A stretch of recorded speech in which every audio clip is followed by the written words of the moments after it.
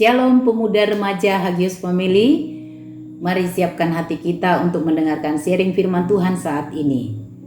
Tetapi terlebih dahulu kita akan berdoa. Tuhan, terima kasih buat waktu ini. Kami akan mendengarkan firman-Mu yang akan menguatkan kami dan memberkati kehidupan kami. Di dalam nama Yesus kami sudah berdoa. Haleluya. Amin. Tema kita saat ini, keep the love on. Kalau berbicara tentang cinta, itu sesuatu yang sangat menyenangkan, sangat membahagiakan.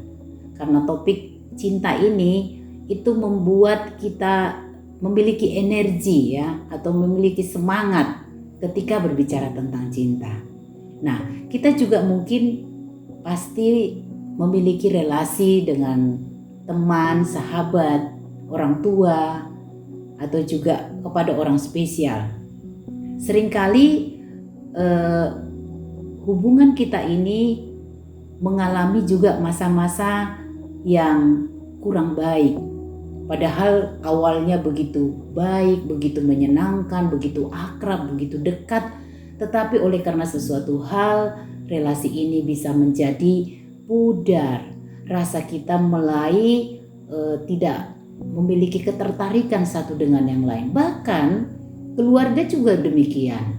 Ada suami istri yang awal pernikahan begitu romantis, begitu bahagia, tapi berjalannya dengan waktu rasa cinta mereka itu pudar. Nah, kita akan belajar bagaimana supaya kita tetap mencintai atau tetap memiliki rasa cinta kepada orang-orang yang terdekat dengan kita, kepada keluarga kita, kepada teman sahabat kita.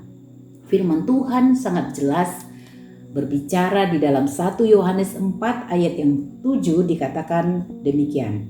Saudara-saudaraku yang kekasih, marilah kita saling mengasihi, sebab kasih itu berasal dari Allah, dan setiap orang yang mengasihi lahir dari Allah dan mengenal Allah. Jadi firman Tuhan sangat jelas menghimbau, memerintahkan untuk saling mengasihi. Nah, bagaimana supaya kita bisa tetap mencintai? Yang pertama adalah cinta kita itu harus bersumber dari Allah, atau yang disebut dengan agape atau cinta Allah atau kasih Allah.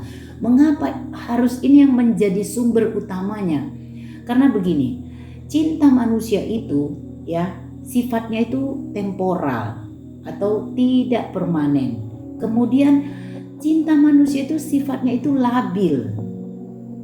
Dia dipengaruhi oleh situasi dan kondisi. Kemudian cinta manusia itu pasti ada tuntutan.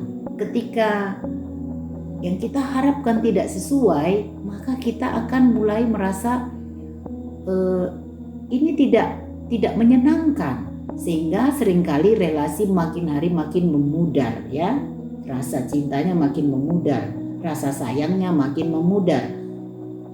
Sedangkan kasih Allah, kita akan lihat perbedaannya. Kasih Allah itu kekal, kasih Allah itu permanen, stabil, tidak labil. Kalau kasih manusia pasti labil, tetapi kasih Allah permanen, stabil, konsisten, atau dia terus menerus, tidak akan terjadi perubahan oleh apapun. Dan juga kasih Allah itu terus menerus memberi. Nah, dengan perbedaan yang sangat kontras antara kasih Allah dengan kasih manusia, itu sebabnya perintah firman Tuhan untuk saling mengasihi. Yang pertama adalah sumbernya harus dari Allah. Karena kita jelas sangat melihat tadi perbedaan yang begitu tajam, yang signifikan antara kasih Allah dan manusia. Sebab itu, teman-teman pemuda Hagios, mari biarlah kasih Allah itu terintegrasi dalam diri kita, sehingga kita bisa terus menerus mengasihi, apakah itu orang tua kita, sahabat, teman, dan juga orang spesial dalam hidup kita. Dan yang kedua adalah bagaimana supaya kita bisa tetap mencintai. Yang kedua adalah cinta itu harus diekspresikan dalam tindakan. Nah, kata saling mengasihi ini berarti harus kedua belah pihak, tidak boleh satu pihak, kedua belah pihak harus sama-sama ya. Nah, saling mengasihi juga itu merupakan kebutuhan dasar. Ya. Cinta itu kebutuhan dasar setiap orang, mulai dari yang muda sampai yang tua. Cinta adalah kebutuhan dasar. Coba kita perhatikan contohnya, anak-anak yang kebutuhan dasarnya yaitu cinta tidak terpenuhi dalam dirinya.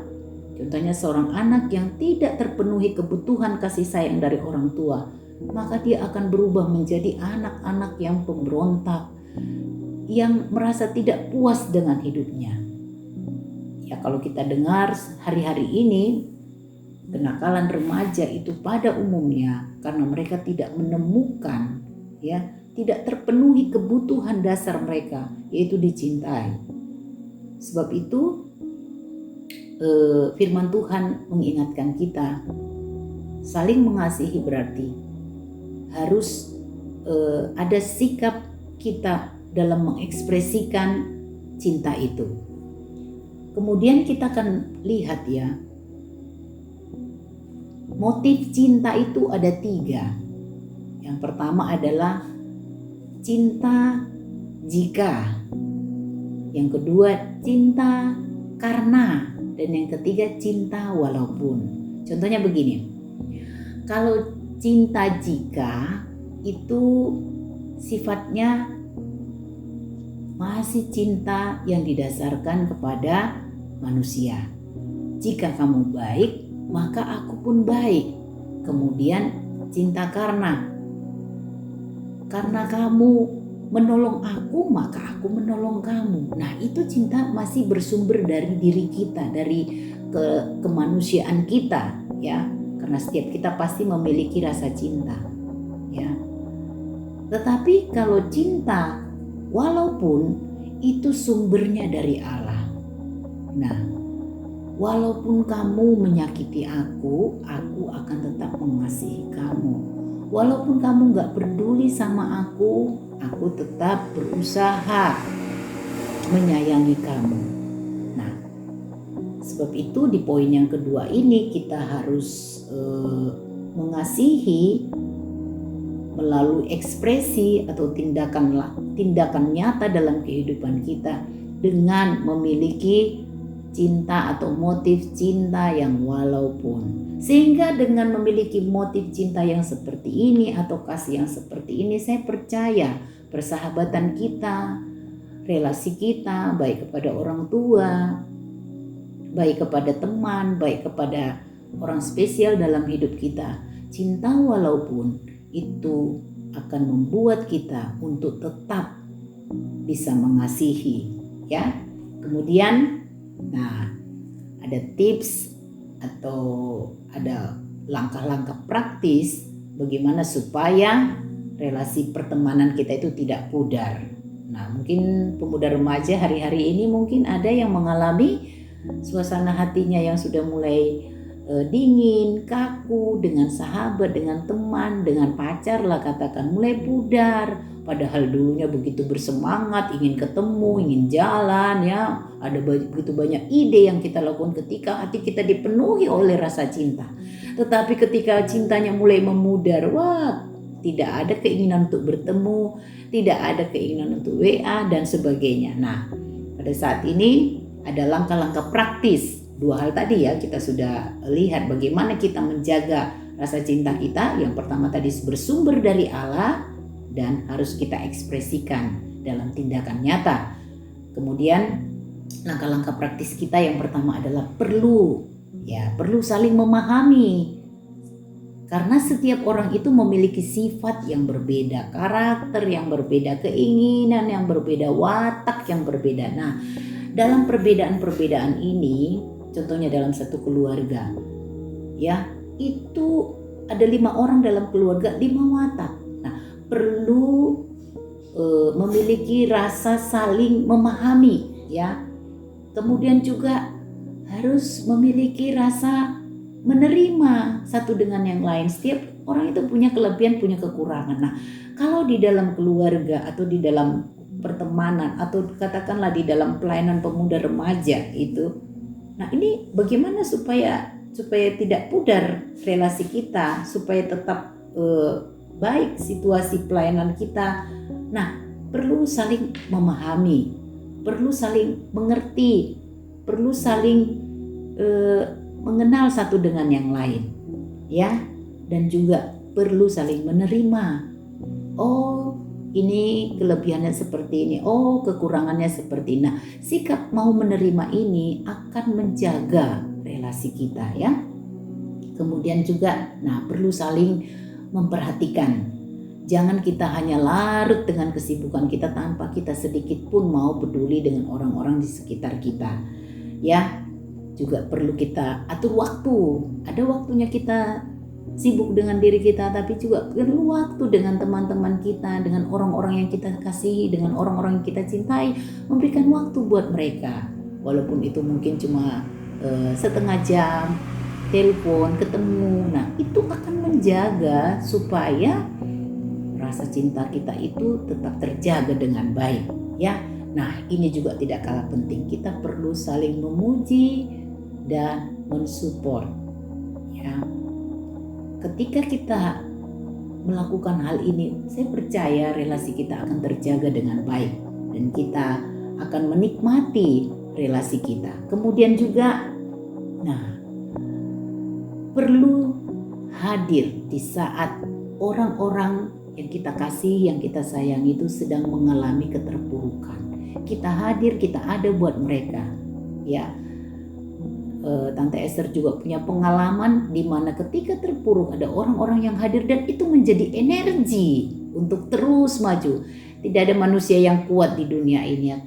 Sehebat-hebatnya orang, satu kali orang itu akan bisa juga down, bisa juga lemah. Nah, kehadiran orang-orang sekitar kita yang memberikan support, yang selalu ada, itu akan menjadi energi untuk membuat kita bisa bangkit dan kuat kembali.